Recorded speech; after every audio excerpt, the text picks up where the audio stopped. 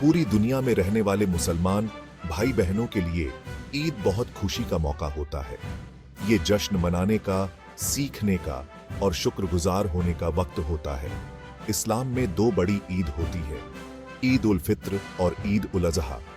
दोनों त्योहारों का बहुत गहरा धार्मिक महत्व है और ये मुसलमानों को अपने ईमान को मजबूत करने और अपने समुदायों से जुड़ने का मौका देते हैं। ईद उल फित्र और ईद उल अज़हा इस्लामी परंपरा के अभिन्न अंग हैं। ये दया, उदारता और खुदा के हुक्म मानने जैसे मूल्यों का एम्बॉडीमेंट है। ईद उल फित्र रमजान के पाक महीने के रोजे खत्म होने की निशानी है। दूसरी तरफ ईद उल अज़हा पैगंबर इब्राहिम की कहुदा के हुक्म मानने के लिए अपने बेटे की कुर्बानी देने की इच्छा की याद दिलाता है। दोनों त्योहार मुसलमानों के लिए कहुदा का शुक्र अदा करने का मौका होते हैं। ये हमें ईमान, दया और एकता की अहमियत की याद भी दिलाते हैं। ईद की रस्में और जश्न मनाकर दुनिया भर के मुसलमान कहुदा के प्रति अपनी वफादारी दोबारा दिखाते हैं। ये त्योहार सिर्फ अपने ईमान के लिए नहीं है, ये सामाजिक जिम्मेदारी और समुदाय के साथ जुड़ने की अहमियत पर भी जोर देते हैं।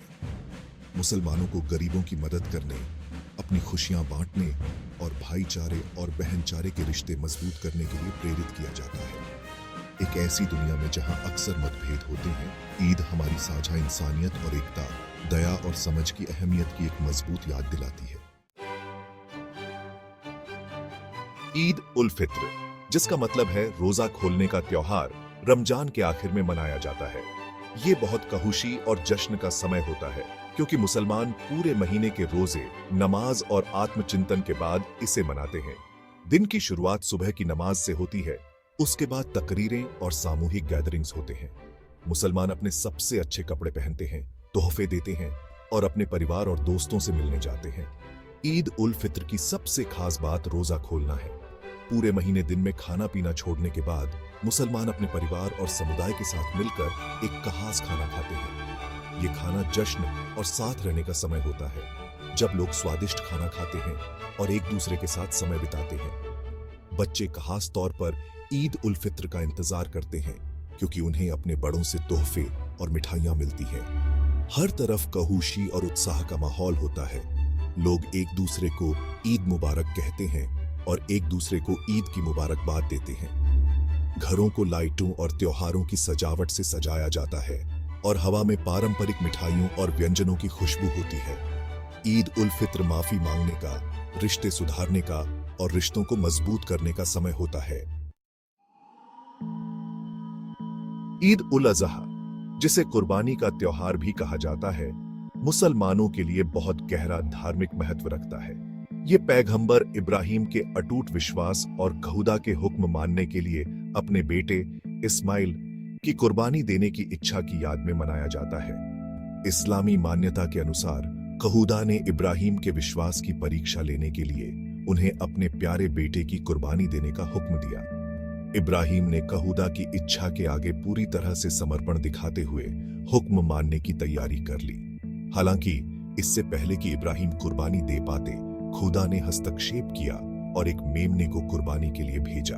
इस घटना को इब्राहिम के अटूट विश्वास और खुदा के प्रति समर्पण के प्रमाण के रूप में देखा जाता है। ये इस्लाम में कुर्बानी के महत्व को भी हाइलाइट्स करता है।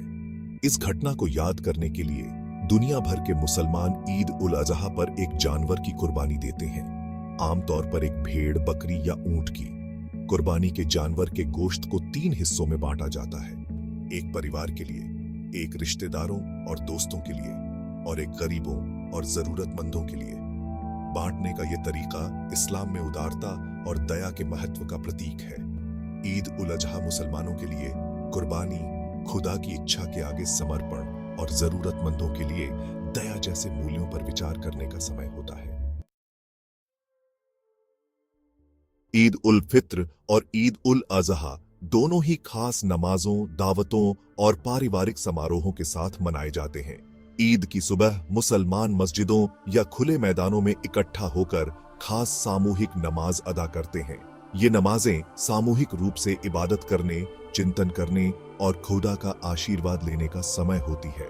ईद की नमाज के बाद तकरीरें होती हैं, जहां इमाम इस मौके के महत्व पर जोर देते हुए भाषण देते हैं। और मुसलमानों को उनके धार्मिक कर्तव्यों की याद दिलाते हैं। नमाज के बाद परिवार और दोस्त जश्न मनाने के लिए इकट्ठा होते हैं। घरों को सजाया जाता है, तोहफे दिए जाते हैं और बच्चों को नए कपड़े और मिठाइयाँ मिलती हैं। पारंपरिक पकवानों के साथ दावतें तैयार की जाती हैं और परिवार और दोस्त एक साथ खाना खाने और एक दूसरे का साथ एंजॉय करने के लिए इकट्ठा होते हैं। ईद पारिवारिक रिश्तों को मजबूत करने और समुदाय की भावना को बढ़ावा देने का समय होता है। दान और अच्छे काम ईद उल फित्र और ईद उल अज़हा दोनों का ही एक अभिन्न अंग है। मुसलमानों को जरूरतमंदों के साथ अपनी खुशियां बांटने और जरूरतमंदों की मदद करने के लिए प्रोत्साहित किया जाता है। ईद उल फित्र के दौरान मुसलमानों पर ज़कात अल फित्र देने का फर्ज होता है, जो ईद की नमाज से पहले गरीबों और जरूरतमंदों को दिया जाने वाला एक खास दान होता है। दान का ये काम यह सुनिश्चित करता है कि हर कोई अपनी आर्थिक स्थिति के बावजूद ईद की खुशी में शामिल हो सके। ईद उल अज़हा पर जानवर की कुर्बानी देना और गरीबों और जरूरतमंदों में गोश्त बांटना जश्न का एक मुख्य पहलू है।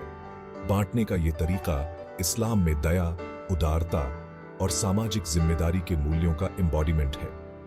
ईद मुसलमानों के लिए अपने आशीर्वादों पर विचार करने और उन लोगों की मदद करने का समय होता है जो कम भाग्यशाली हैं। ईद उल फित्र और ईद उल अज़हा के त्योहार इस्लाम की स्थायी भावना का एम्बॉडीमेंट है। ये ईमान, कृतज्ञता और करुणा के जश्न हैं। ये मौके मुसलमानों को एकता, उदारता और खुदा की इच्छा के आगे समर्पण के महत्व की याद दिलाते हैं।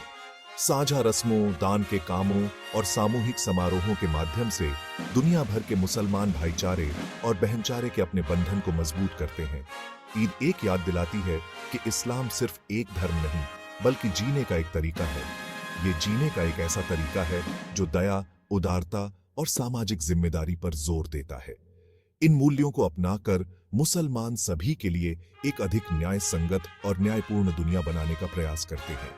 ईद की भावना सांस्कृतिक और भौगोलिक सीमाओं से परे है, जो जीवन के सभी वर्गों के मुसलमानों को विश्वास और मानवता के एक साझा उत्सव में एकजुट करती है।